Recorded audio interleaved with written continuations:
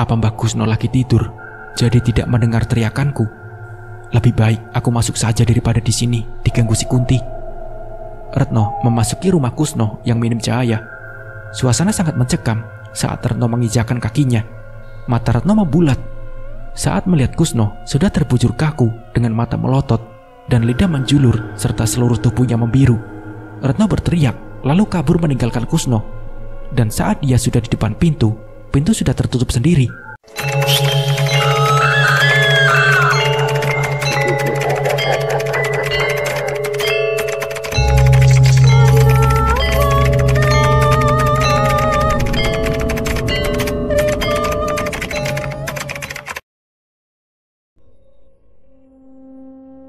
"Hei, Kunti, pasti kamu yang menutup pintunya.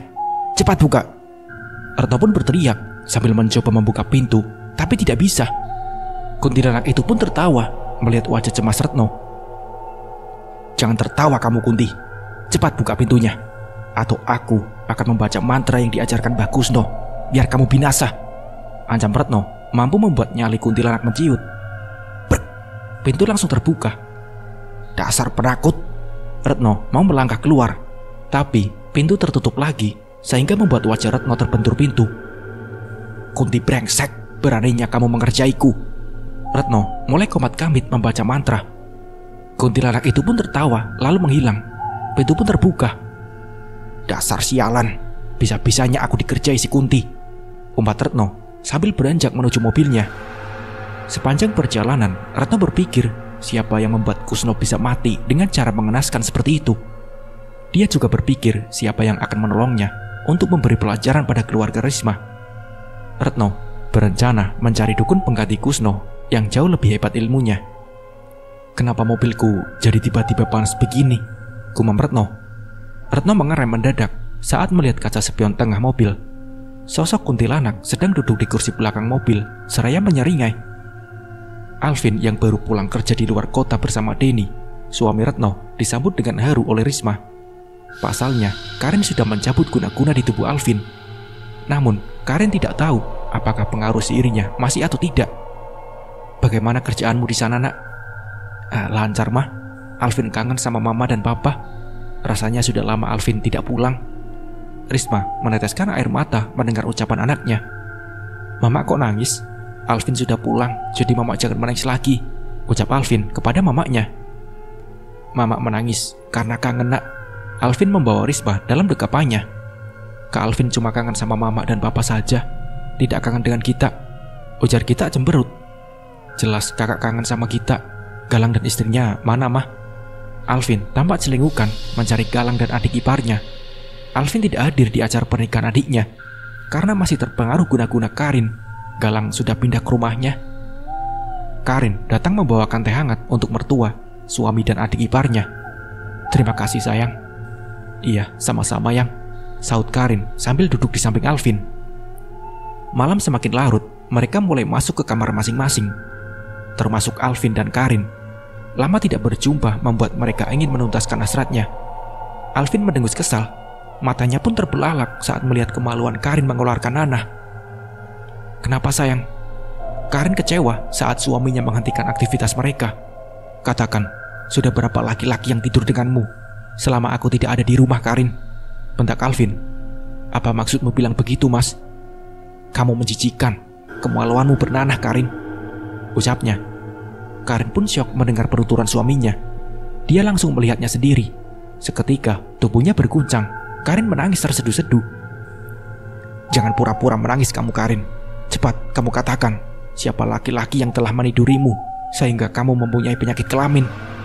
Aku tidak pernah tidur dengan siapapun, Mas," lirik Karin masih menangis terisak. Alvin emosi karena Karin masih mengelak. Dia menarik tangan istrinya keluar kamar. Alvin tidak ingin satu kamar dengan Karin. "Aku tidak sudi tidur dengan perempuan murahan seperti kamu. Apa ini alasannya kamu berselingkuh?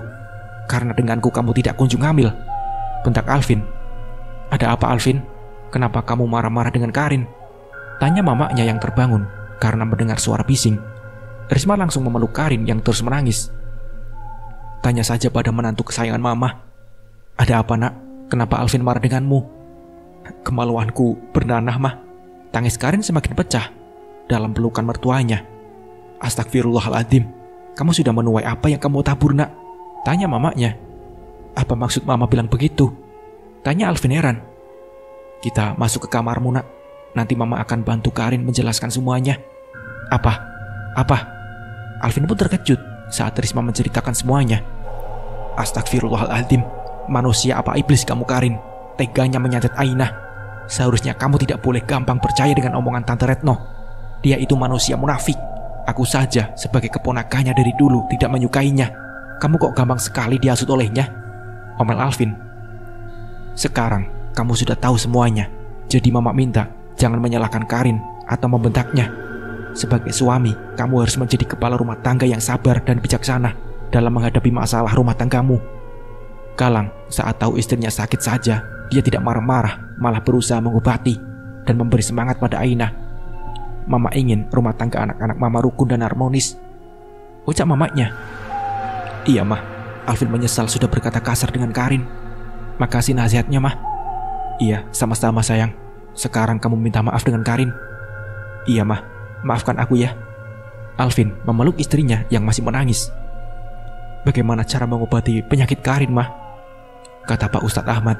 "Dengan cara ruqyah, dan kamu atau Karin bisa melakukan ruqyah mandiri."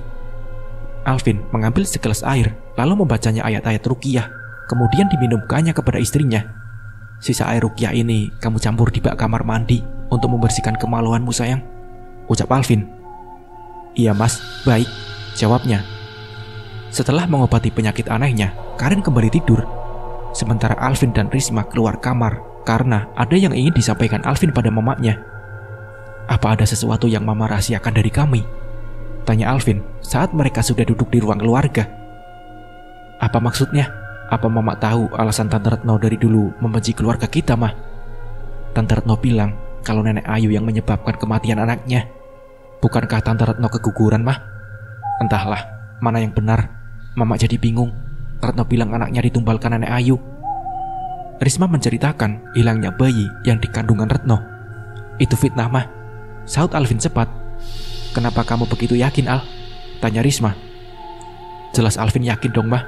Nenek Ayu mana mungkin melakukan hal sejahat itu pada calon cucunya sendiri, Mah." "Mah, besok temani Alvin ya ke rumah Ustadz Ahmad untuk meruqyah Karin." "Iya, Nak. Sekarang kita tidur. Sudah larut malam." Di kediaman Galang, Ainah tidak bisa memejamkan matanya.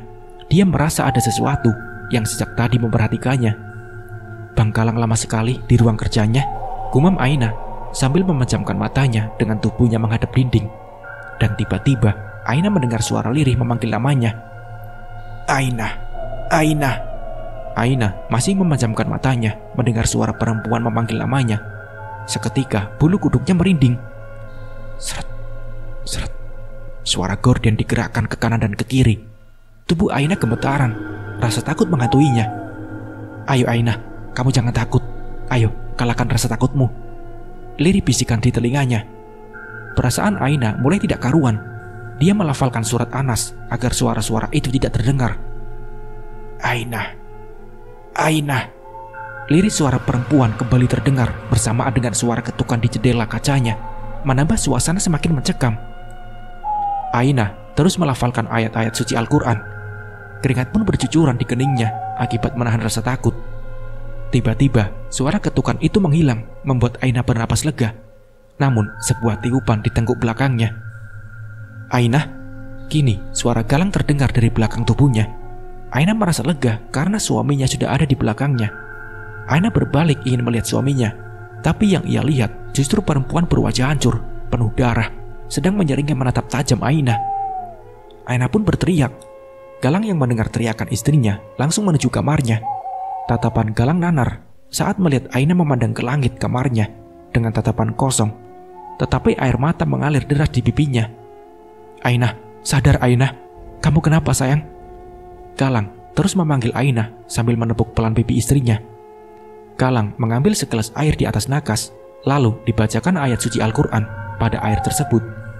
Galang meminumkan air ruqyah itu, lalu dipercikan ke seluruh tubuh istrinya. Dan tidak lama, Ainah pun sadar dan langsung memeluk Galang. "Aku takut, Bang. Aku takut. Ada sosok yang menyeramkan menerorku." Ainah terisak ketika menceritakan perihal makhluk gaib yang menerornya. Galang pun terkejut mendengar penuturan istrinya. Dia berpikir apa Kusno yang mengirim makhluk tak kasat mata itu untuk mengganggu istrinya, atau makhluk-makhluk itu penunggu di rumahnya. Kenapa makhluk itu masih mengganggu Ainah, padahal Karin sudah menyadari kesalahannya? Apa makhluk itu datang karena merasa terusik dengan kehadiran Ainah? Entah kenapa aku merasa ada sesuatu yang akan membahayakan Ainah. Aku harus mencari tahu dengan menceritakan pada mertuaku, batin Galang. Kamu jangan takut sayang, lawan makhluk-makhluk itu dengan bacaan ayat Al-Quran. Besok selepas Isya kita akan mengundang para tetangga untuk mengadakan pengajian di rumah ini. Sekarang kamu ambil air wudhu lalu tidur, ujar Galang sembari menghapus air mata istrinya. Iya bang, entah kenapa aku merasa ada yang memperhatikan setiap gerak-gerikku semenjak masuk ke dalam rumah ini. Di rumah ini ada penunggunya bang. Sepertinya mereka tidak suka aku ada di sini. Sudah, kamu jangan berpikiran negatif begitu Ainah. Setiap rumah itu pasti ada penunggunya. Suatu hal yang penting, kamu jangan merasa takut. Ingat ada Allah yang selalu melindungimu. Iya bang, sahut Ainah. Besok pagi atau siang, aku akan mengajak Ainah ke rumah Ustadz Ahmad agar Ainah kembali diruqyah. Sekalian mengundang Ustadz Ahmad dan keluarga untuk ikut pengajian di rumah ini. Aku ingin tahu ada apa sebenarnya dengan rumah ini. Atau memang sengaja ada yang mengundang makhluk tak kasat mata itu, batin Galang. Galang mengundur acara pengajian di rumahnya karena kondisi Ainah yang sedang sakit. Ditambah Ustadz Ahmad ada acara keluarga dari pagi sampai sore. Oleh karena itu, Ustadz Ahmad meminta Galang datang selepas Isya. Selepas Isya, Galang dan Ainah menuju kediaman Ustadz Ahmad untuk meruqyah Ainah. Mata mereka menyipit saat melihat mobil Anwar sudah diparkir di halaman Ustadz Ahmad. Setelah mengucapkan salam, mereka disambut Aisyah dengan ramah. Galang dan Ainah mengedarkan pandangan saat melihat keluarganya berkumpul di rumah Ustadz Ahmad. Dalam hati mereka bertanya-tanya. Galang pun kaget melihat Alvin juga ada di sana. Galang langsung memeluk kakaknya. Apa kabar Kak Alvin? Galang kangen sama kakak.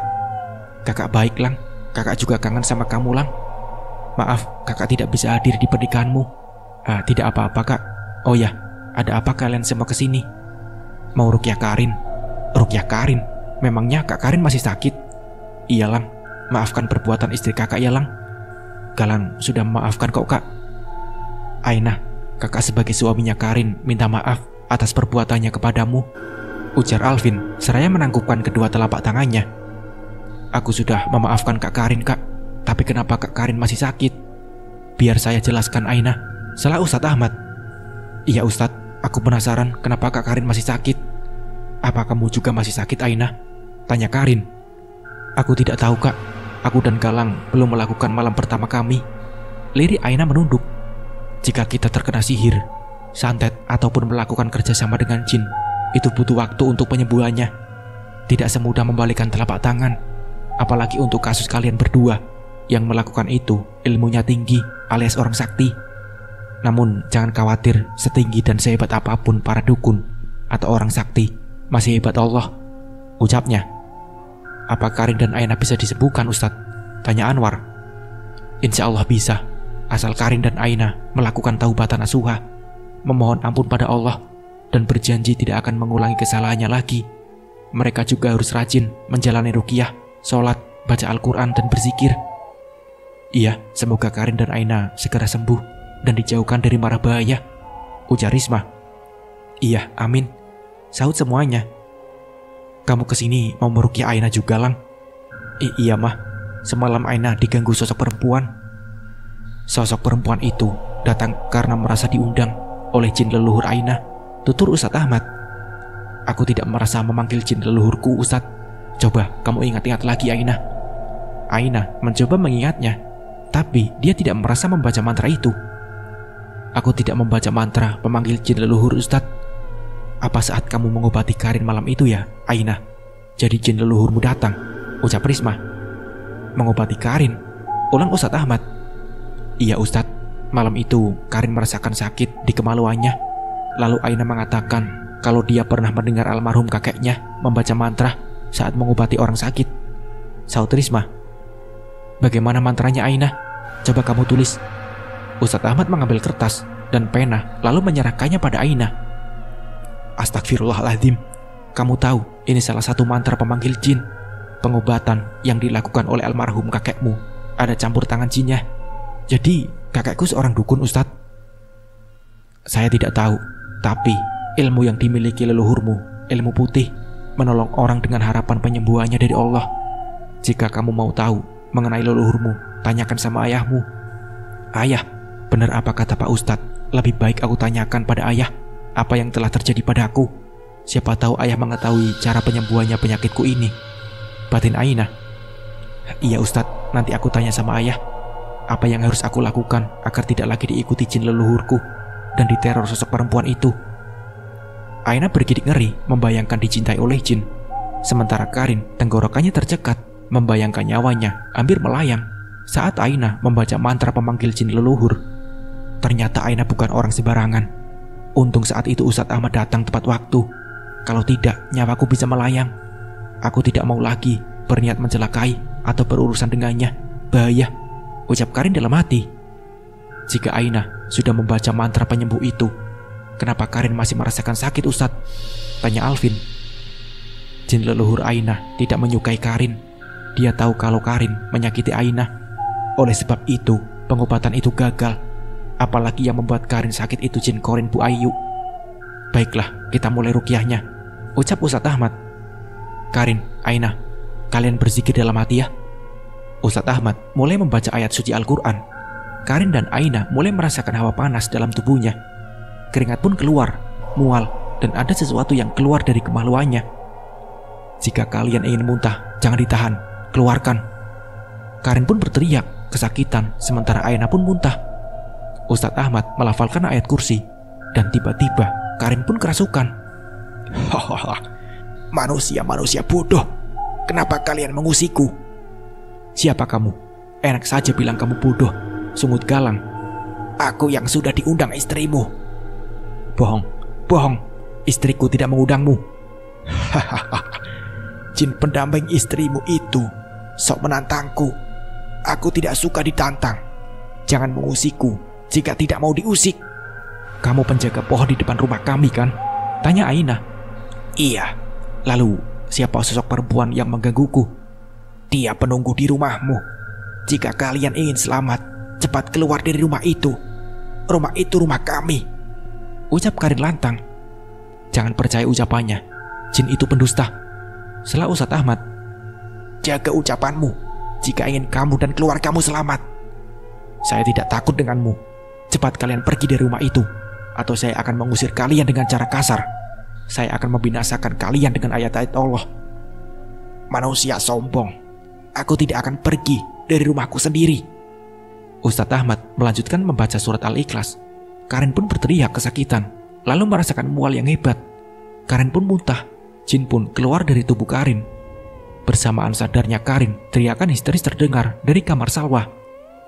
Salwa, Abi, ujar Aisyah panik. Semua langsung menuju kamar Salwa. Mata mereka membulat saat melihat Salwa membenturkan kepalanya ke dinding. Istighfar nak, istighfar, teriak Aisyah sambil mendekati Salwa. Salwa langsung menoleh, tapi mukanya langsung berubah. Aisyah menjerit saat melihat muka itu hancur, penuh darah dan belatong yang keluar dari mata. Astagfirullahaladzim, menjauhlah Umi, itu bukan Salwa. Mana anakku? Di mana Salwa? Sosok perempuan itu menunjuk ke langit-langit kamar. Semua mata tertuju pada tunjukan kuntilanak itu. Mereka membelalak dan berteriak histeris melihat Salwa menempel di langit-langit kamar sambil mencekik lehernya. Kuntilanak itu menghilang, lalu Salwa terjatuh di atas ranjangnya. Dengan sigap, Aisyah mendekati anaknya yang tidak berdaya dengan mata terpejam. Salwa, sadar nak, sadar. Salwa pun menyeringai dan langsung mendorong tubuh Aisyah hingga terjerembab di lantai. Ustadz Ahmad langsung menolong istrinya. Tawa melengking dari mulut Salwa membuat bulu kuduk merinding. Gadis berusia 17 tahun itu menyeringai, menatap semua orang dengan penuh kebencian. Mari kita semua membacakan ayat kursi, ujar Ustadz Ahmad. Baca, baca dengan keras. Aku tidak takut sedikit pun, tantang Salwa sambil tertawa. Mereka tetap melanjutkan membaca ayat kursi tanpa rasa gentar sedikit pun dengan sosok yang merasuki Salwa. Mereka yakin sosok gaib itu akan binasa setelah dibacakan ayat-ayat suci Al-Quran. Tubuh Salwa menegang, lalu terangkat ke atas. Melihat keadaan putrinya, Aisyah menangis histeris. Salwa memekik kesakitan seraya menutup telinganya. "Konsentrasi Umi, lanjutkan membacanya." "Salwa Abi, Salwa," ucap istrinya. "Salwa akan baik-baik saja Umi," ucap Pak Ustadz. Aina merasa bersalah dengan keadaan Salwa. Amarahnya memuncak melihat sosok itu mempermainkan tubuh Salwa. "Hentikan jin terkutuk, jangan kamu sakiti Salwa. Dia tidak bersalah. Urusanmu denganku, bukan dengannya," herdik Aina. Brek! Tubuh Salwa kembali terbaring di kasurnya. Lalu Salwa pun duduk dan langsung menatap tajam Aina sambil menyeringai. Dengan gerakan cepat, Salwa mencekik leher Aina sehingga tubuhnya terangkat. Ustadz Ahmad dan yang lainnya melafalkan surat Al-Jin. Galang tidak tega melihat istrinya kesakitan. Dia mendekati Aina, berusaha melepaskan tangan Salwa. Tetapi Salwa mendorong Galang hingga terjungkal menabrak dinding. Darah segar keluar dari kepala Galang. Galang pingsan. Dengan cepat, Salwa langsung mendekati Galang, lalu menjilati darah di kepala Galang. Aisyah pun histeris melihat anaknya menjilati darah. "Galang, Galang!" teriak Risma. Risma yang ingin menolong Galang langsung terpental. Suasana semakin mencekam. Bacaan ayat-ayat Al-Quran terus menggema di kamar Salwa. Namun, setan-setan itu seolah tuli. "Baca, baca yang keras manusia bodoh. Kami tidak takut sedikit pun dengan bacaan itu." Sosok perempuan itu mengumpat seraya tertawa. Keyakinan mereka kalah ditambah melihat keadaan Salwa dan Galang membuat yang lain tidak fokus. Hal ini dimanfaatkan oleh setan-setan itu untuk menyakiti manusia. "Kita fokus membaca ayat-ayat Allah, jangan gentar," teriak Ustadz Ahmad. Amarah Aina semakin membuncah melihat keadaan suaminya yang terluka, ditambah dengan Salwa yang terus menjilati darah segar di kepala Galang. Setiap ada yang ingin menolong Galang selalu terpental. Kesabaran Aina sudah habis. Amarahnya sudah merasuki hatinya. Rasa kebencian dan dendam di hatinya dengan jin yang merasuki Salwa kian besar. Mata hati Aina sudah dibutakan oleh amarah, ditambah bisikan-bisikan yang menyuruhnya membaca mantra. Aina yang seharusnya membaca ayat-ayat Quran untuk membinasakan jin itu, justru mantra pemanggil jin leluhur yang dia baca. Mulut Aina komat kamit, angin berembus dengan kencang hingga membuat benda-benda berjatuhan. "Hentikan Aina, hentikan, jangan kamu baca mantra itu," teriak Ustadz Ahmad. Aina tidak memperdulikan ucapan Ustadz Ahmad. Baginya, keselamatan suaminya lebih penting dari nyawanya sendiri. Aina terus membaca mantra itu, dan tiba-tiba tubuh Salwa terpental. Jeritan histeris keluar dari mulutnya, lalu memuntahkan darah. Salwa terus berteriak kesakitan hingga semuanya hening. Jin-jin itu keluar dari tubuh Salwa. Bau gosong menyengat di indera penciuman. Salwa sadar, tapi Aina langsung ambruk di lantai. Dia tidak sadarkan diri. Risma dan Aisyah langsung mengangkat Aina ke ranjang Salwa, sementara Anwar dan Alvin membawa Galang ke rumah sakit untuk mengobati luka di kepala Galang. "Apa yang akan terjadi dengan Aina setelah dia membaca mantra itu, Ustadz?" tanya Risma.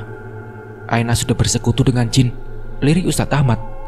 "Astagfirullah, apa yang harus kita lakukan untuk menyelamatkan Aina, Ustadz? Sebelum jin itu mencintai Aina, kita terus mengeluarkannya dari tubuh Aina." Bagaimana caranya, Ustadz?" "Memberitahukan orang tua Aina. Saya yakin ayahnya tahu soal mantra itu." "Jika orang tuanya tidak tahu bagaimana, Ustadz?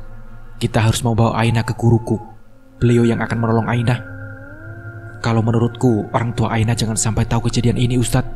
Aku takut mereka akan salah paham dengan keluarga kami. Karena masalah ini berawal dari Karin yang menyantet Aina. Aku tidak mau nanti hubungan keluarga akan rusak." "Kamu benar, Risma. Kalau begitu secepatnya kita akan membawa Aina ke rumah guruku. Sekalian kita akan mengobati Karin." "Terima kasih sudah menolong keluargaku, Ustadz. Maaf jika menolong keluargaku, keluarganya Ustadz jadi kena imbasnya." "Iya, saya ikhlas menolong kalian. Jadi jangan sungkan dan merasa bersalah jika ada sesuatu yang terjadi pada keluargaku. Saya yakin semua yang terjadi sudah kehendak Allah." Aina mengerjap. Lirik kesakitan keluar dari mulutnya. Aina merasakan sakit di sekujur tubuhnya. "Aina?" panggil Risma. Sakit," lirik Aina. Dia merasa sulit menggerakkan tubuhnya seperti ketindihan. "Apa yang sakit, Nak?" Aina tidak menjawab. Dia melihat sekeliling sehingga tatapannya tertuju pada Karin. Aina menatap tajam Karin dengan sorot mata penuh kebencian.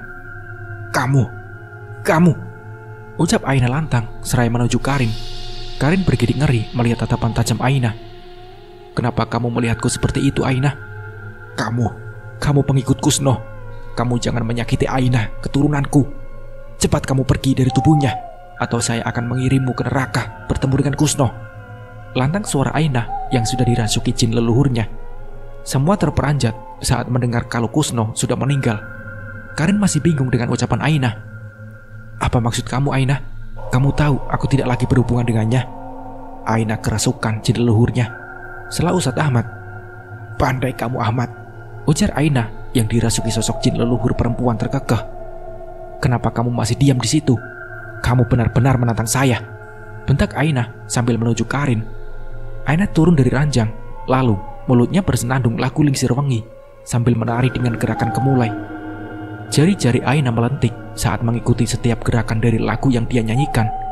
Gerakan tubuhnya lincah, berlenggak-lenggok dengan tatapan tajam ke arah Karin. Karin mulai merasa panas. Keringat dingin keluar dari tubuhnya. Tengkuknya terasa berat, dia mulai meringis menahan sakit. Semua tatapan tertuju pada Aina yang sedang menyanyi dan menari. Mereka seakan terpukau hingga lupa membaca doa. Kalian, tunjuk Aina kepada Ustadz Ahmad, Aisyah, Risma, dan Salwa satu persatu. Mengaji, baca ayat-ayat Allah, teriak Aina. Semua mengikuti perintah Aina melafalkan ayat-ayat Al-Quran. Karena menjerit kesakitan merasa dirinya terbakar. Sementara Aina duduk bersila dengan telapak tangan menyatu diletakkan dekat dadanya seperti orang bertapa. Sekarang masuk lagi sosok jin leluhur laki-laki ke dalam tubuh Aina. Hentikan, panas, teriak Karin yang sudah kerasukan. Rasakan itu akibatnya jika kamu bersikap sombong, merasa diri paling hebat. Dasar jin pecundang. Kamu harus ingat, wahai jin, kekuatanmu tidak ada artinya di mata Allah. Ingat, di atas langit masih ada langit. Jadi berhentilah mengganggu dan menyakiti manusia, ujar Aina dengan posisi masih bertapa dan mata terpejam. Jangan banyak bicara kamu. Aku tidak akan pergi dari tubuh ini karena aku menyukainya. Karin tertawa. Baiklah, tertawalah dulu sebelum kamu menyusul Kusno ke neraka. Aina mulai merapalkan mantra, sedangkan yang lainnya terus membaca ayat-ayat Al-Quran. Karin merasakan sakit yang luar biasa di kemaluan dan perutnya. Tubuh Karin terkulai di lantai. Ia kejang-kejang seperti ikan di atas tanah tanpa air. Karin terus meronta kesakitan hingga berteriak histeris. Kemudian bau busuk menyengat tercium di indera penciuman menimbulkan rasa mual. Ambilkan air, ujar Aina. Aisyah berlalu dari kamar untuk mengambil air di dapur. Ini airnya, ucap Aisyah menyodorkan pada Aina yang masih kerasukan. Aina berdoa, lalu ditiupkan pada air tersebut dan diberikan pada Karin. Sebelum kamu minum, baca basmalah dan sholawat Nabi 3 kali. Karin menuruti perintah Aina. Setelah minum air ruqyah itu, Karin muntah darah dan dari kemaluannya keluar nanah. Karin merasa ada sesuatu yang bergerak-gerak di dalam celana dalamnya. Dia berjingkat-jingkat. Ada apa, Karin? Tanya Risma, mamanya. Ada sesuatu yang bergerak di dalam celana dalamku, Mah. Karin terus berjingkat-jingkat sehingga sesuatu keluar dari selak kakinya. Semua terbelalak saat melihat belatung berhamburan di lantai. Astagfirullah, ucap mereka serempak sementara Karin histeris. Bersihkan dirimu dengan air ruqyah ini. Karin dibantu Risma menuju kamar mandi. Aina duduk bersila sambil tangannya seolah-olah lagi memegang tasbih. Mulutnya terus melafalkan doa. Tidak lama, Karin dan Risma pun datang. Astagfirullahaladzim, lirik Aina dengan buliran bening mengalir dari kedua matanya. Kamu, tunjuk Aina pada Karin. Hati penuh kebencian dan rasa iri. Dengarkan saya, hidup ini hanya sekali. Berhentilah mengejar kenikmatan dunia. Kejarlah akhirat. Bekali jiwa kalian dengan iman dan amalan yang akan menolong kalian dari panasnya api neraka. Bekali jiwa kalian dalam menghadap Sang Pencipta. Aina pun menangis saat mengucapkan kata-kata itu. Dia pun melanjutkan lagi nasihatnya. Buka penolongmu di akhirat nanti, yakni Al-Quran. Jangan biarkan penolong kalian hanya menjadi hiasan di lemari. Jangan biarkan Al-Quranmu berdebu. Buka, baca, dan amalkan dalam kehidupan sehari-hari. Insya Allah, dengan membaca dan mengamalkan Al-Quran, hidup kalian akan tenang dan penuh arti, ujar Ainah yang masih kerasukan jin leluhur dengan berlinang air mata. Semua yang mendengar petuah-petuah dari mulut Ainah beristighfar dan menangis terisak. Saya harap kalian bukan hanya mendengarkan nasihat ini, tapi mengamalkannya. Saya pamit, titip Ainah. Jika ada yang menyakitinya lagi, kami pasti datang. Assalamualaikum, ucapnya.